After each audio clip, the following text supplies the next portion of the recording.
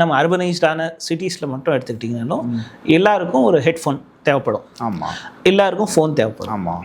Chinese brands உள்ள இந்தியாவுக்குள்ளே வர்றதுக்கு முன்னால் நாம் வந்து மேனுஃபேக்சரர்ஸ் அங்கேருந்து பண்ணி நம்ம பிராண்டு போட்டுட்டு கொண்டு வந்து இங்கே வித்துட்ருந்தோம். பெரிய லெவலில் மேசிவாக நம்ம எக்ஸ்பேன்ஷன் பண்ணோம்.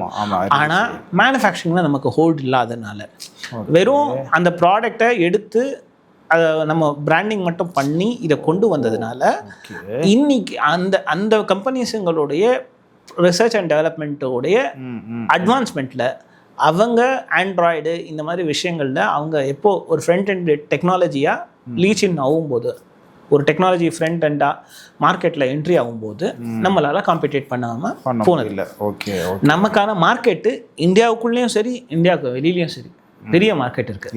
இந்தியாவுக்குள்ளேயே இந்தியாவையே எலக்ட்ரானிக்ஸுக்கு பெரிய மார்க்கெட்டாக உலகம் பார்க்குது.